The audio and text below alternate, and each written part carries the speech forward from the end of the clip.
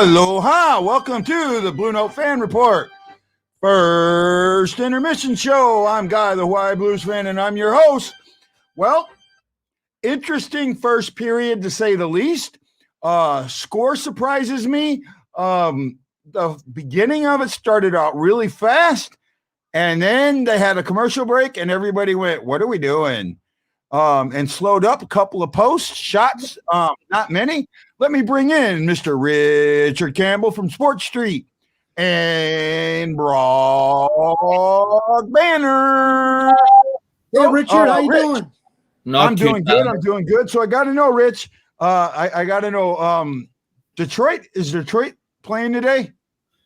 No, we lost last night. We have the day off tonight.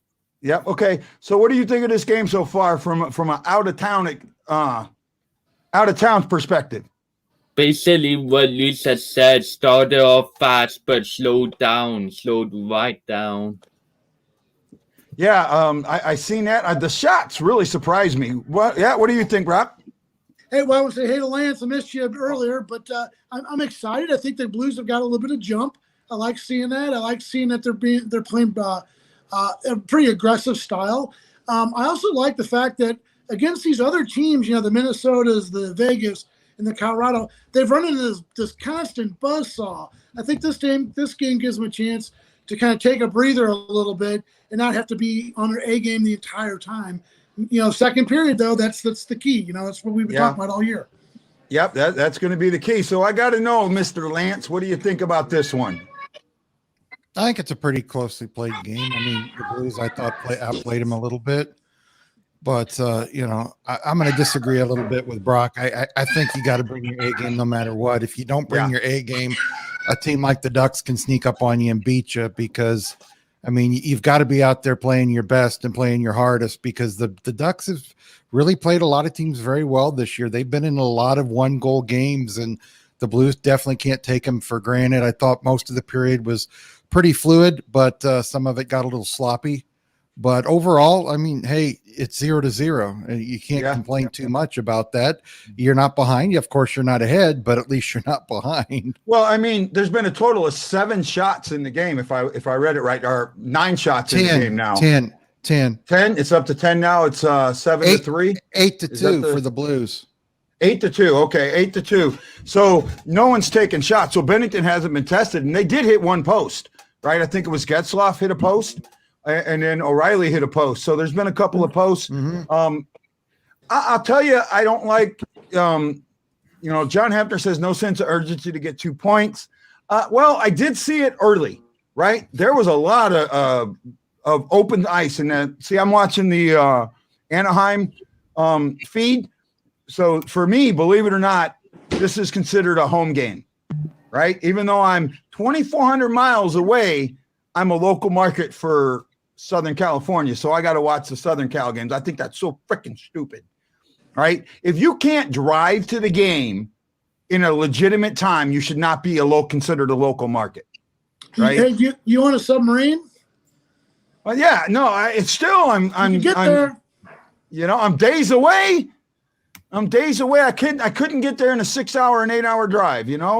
We're not. This isn't a local market for LA. I think it's crap that they're calling it a local market, and the only reason they're calling it is because we get the sports feeds out of LA, right? And that's still, to me, that's wrong. That's not that doesn't make any sense to call this a local market. Yeah, but that's another story for another time. Impressions for the Ducks. Impressions for the Blues. What have you seen that you like? What have you seen that you don't like? I'm going to start with Rich on this one. Well, the first thing about Anaheim I've got to say is I'm surprised by how much they're playing for rookie Trevor Segras. I just took a second look at his stats, and 6 minutes and 11 seconds already of ice time in the first period. That is more than any Dutch player on that roster. So Dallas Eakins obviously has very high confidence in his abilities. I don't like Anaheim's game so far. It seems like at some points they're leaving Sean Gibson out to dry. And I've seen that a lot lately. Rivers has pulled back and not giving him any support whatsoever. I see him playing Zegers. I kind of thought they would. I don't know. I think you've got to let this kid play. And you know, what's the harm? What's the harm in him playing 6 minutes? You know, let's see what this kid's got against solid teams. They've got us, and then they've got Minnesota, right? Let's see what he's got. Let's see. Give him the minutes. Give him that top line minutes in my eyes. What do you think on that, Lance? Yeah, I fully expect the guy to play 18 to 21 minutes a game. He needs to. I'm surely hoping that Craig Berube is looking across at the bench and looking at Eakins and thinking, well, he's playing his guy. Maybe when Costin gets here, I'll give him a chance. But I really hope he does, because I think you've got to see what you have in him, even though it's going to be a limited sample size. That's going to make a decision on what you do with Schwartz. It's going to make a decision on what you do with Sanford. It's going to make a decision on what you do with a lot of guys. So I would like to see Costin get at least 10 to 12 minutes a game. I doubt he's going to, and I think you guys would probably agree with me on that, but I'd like to see that. Definitely Sanford, I thought made a couple mistakes that were pretty noticeable in the first period. Out of position a lot, but I'm pretty happy. I think the Ducks are pretty happy to go into intermission tied 0-0. And I think the Blues, the Blues, considering it wasn't their best period, but hey, at least they're not down. Yeah, I think for the Blues, you might maybe a little. You're going into the locker room wishing it was 1 or 2 to nothing, to be honest. Yeah. And while they're going into the locker room thinking that it should have been 1 to nothing or 1-1, because of the 2 posts, you know, they just barely missed that one. I thought they originally said that Bennington had gotten a piece of it. When they went back and relooked at it, it was all posts. So, but it was the outside of the post, so that's the good thing. I always worries me is when it hits the post center or in, because then it's got a good chance of going the wrong direction. So outside of the post, see, that's one thing why don't they call a post a shot? To me, that's a shot. That should be a shot on goal. No. What do you? Well, let me get back to the original question to Brock. What are your impressions so far, buddy? I'm not gonna get in the whole goalie thing. You guys are goalie geeks. I'm not going there with that. So, but I'll tell you what, the thing I've liked seeing is you know, Dallas Eakins. You're right. He's using his young guy. He's putting him in situations. He's you know, sink or swim, baptism by fire. And I will give you that. I do stick up for Berube a lot, but you're right. He is not great, nor is any manager here in St. Louis. Let's just be honest about playing young guys. There's always been a thing in this town about playing young guys. So we had one that played them. We had Mr. one Herzog, that played them. Whitey Herzog did. Well, okay, that's going way back though. But again, I like seeing that, seeing the Ducks. I like seeing the Ducks, come out and play strong and play through Zegras. For the Blues, I'm hearing Tyler Bozak. I'm seeing his name a lot. On the past couple of games, I've been really high on him, and I think that it's really good to see him coming together and really be that second captain, kind of aside from Ryan O'Reilly, so to speak, and kind of really being the veteran presence on that line. So I look for Tyler Bozak to really step it up and maybe have a big game. Yeah. So I go back. So for the Blues, I remember Coach Q played the young guys, and I think Kitchen did too. But Kitchen had nothing but young guys, if I remember right. Lance, you got a better memory on that stuff than I do. Yeah, Quenneville was pretty good about giving young guys a chance, and he normally didn't pull them out of the game after one mistake. Yeah. If he thought they could play and they fit the team that he was playing against, he would definitely give him some decent minutes. And I don't know why certain coaches don't do that, because if a kid's got to learn, how else is he going to learn? Clem Costin is not going to learn in the AHL next year. He's just not, because the KHL is a little bit better than the AHL. He needs to be at the NHL level to learn his game. He's got such a raw talent, great hands, great vision, a big guy that can get physical and can fight if he wants to. And I think the Blues really need that, whether it's a young guy or an older guy. And I just want to really see him play and get the opportunity. But you're right, Coach Q was pretty good about letting younger guys play. Yeah, I remember that. When Q came here, remember Jamie Rivers played with Islanders, the coach who should not be named. And when he came in, he felt like he just felt so overwhelmed with all the veterans in the room. And I remember Q really getting into playing, to letting the younger guys play, to let the young guys get their time, to let them get their minutes. And I also remember with Hull doesn't get the credit for mentoring young guys. Hull did a lot of coaching on the bench, right? When he was with his line mates and other things. And I've heard that from other players too, that he was really good at that. So I want to see Costin play, because I think this is put up or shut up, right? You don't send him if you send him into the minors next year, let him go, right? Trade him, because he was a first round pick, late first round pick, but he was a first round pick of 2017, right? I mean, you're talking, he should have already been up by now. And it's time. It's the Fisher cut bait in my eyes. I mean, he's not coming out for the second period. I'll tell you that. I know that much. So I mean, yeah, no, I get that, but I'm saying, this is what we're talking. But see, this is what we're talking about. We're talking about adjustments. You have seen Sanford make 3-4 mistakes. Thomas had a really good shot. Kairu's played decent. Wallman's been okay. How many minutes is Sanford going to get? At what point is Sanford just going to sit? Right? And because I'll tell you what, if they go out and make the adjustments, and I bet you it was us that slowed that game down and not them. I bet they want to play that fast game. Absolutely. And if we slowed that game down, say again? Yeah, I'm going to tell you one thing.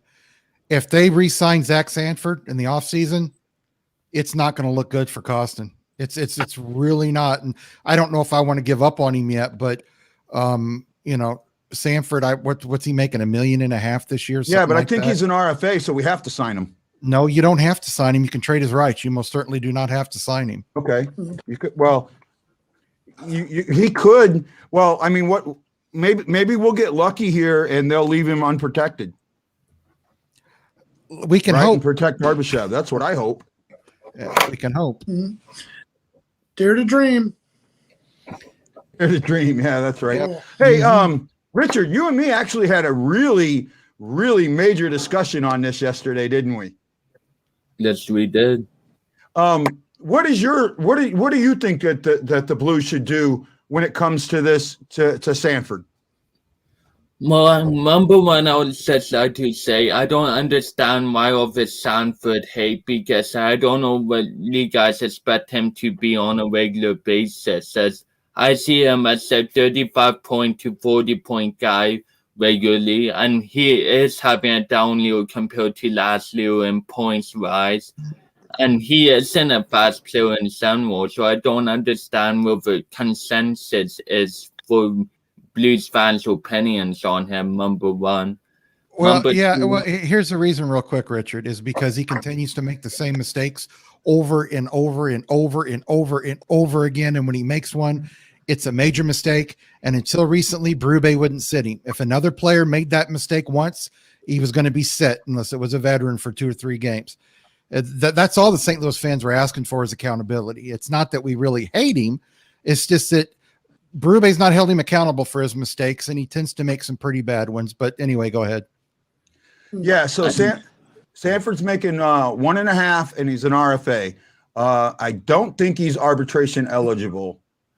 So, if we could trade his rights, great. So there's one thing with this expansion draft that I brought up with Richard, and I want to bring this up real quick and see what you think. So they're drafting 30 players, basically, right? They're drafting everybody but from Vegas. A roster's 23 players. They're drafting 7 guys that they're not even going to use. What about changing the draft to where they draft their 23, and then the next 7, the teams that they don't take players from, they get a 6th-round pick either this year or next year? Yeah, but see, the reason they do that is so they can try to build their team out. And then they can also take a couple guys and package them and make trades for pick in the future. That's why they do it that way. Even though the roster's 23, they do it so they got some extra product so they can make trades for the future for another team that may want a 3rd or 4th line guy on their team. That's exactly why they do it. To me, we talked about it the other day, but it's a farce that Vegas got such a leg up and they're not letting the Kraken get the same leg up. But we talked because about that the other night. they're saying that you can't trade draft picks. You got to trade a player to make a deal. Yep. That makes no sense to me. Yep. Right. The draft pick makes more sense. Chris Shockley says, is there any free agents that could wind up here next year? I think that's a topic for later. A lot to go. Costin will be a better player. I'm trying to catch up on some of them. Okay, so yeah, we're all caught up on the comments. So as we're got about 4 minutes left or so, what do you think is going to happen in the third period? I'm going to start with Brock on this one. Our second period. The second period, and again, that's been the bugaboo. Again, I expect the Blues to struggle. They've struggled all year. I don't understand how they're going to break out of it. So I think that they're going to struggle, but I do think they'll hold it tight. I still see the game being scoreless going into the third. Call me crazy. Lance, man. Yeah, I see it either 1-0 Blues or 0-0 going into the second. I think we're going to continue to see this inconsistency with the Blues in the second period. And until they can show me for several games in a row that they don't do that, that's just what people like Brock and I are going to expect. And then if they get in the playoffs, they better not do that in the playoffs because they'll be out very quickly. Yes, they will. What about you there, Richard? I expect the same as the first period. That's a very slow mistake hockey game. I don't see this game suddenly changing into a fast-paced, mistake-free game. I just see this as going to be a very hard game to watch. Yeah, well, I'm disagreeing with all three of you. I think that the Blues are going to come out with that intensity and that fire, and not play the race car game, but control the neutral zone a little better. I see it being 2-0 going into the third. Are the Ducks making you guys nervous? Yes, they are, Caitlin. Yes, they are. By the way, she liked her article. Didn't like all my changes, but she liked most of them. So we'll talk about it. Oh no, I'm in trouble. I love it. I see 2-0 with goals from Hoffman and O'Reilly. Well, game is on. So this is Guy the Wild Blues fan saying aloha, mahalo, and I can't wait to see you guys on the second intermission show. Aloha!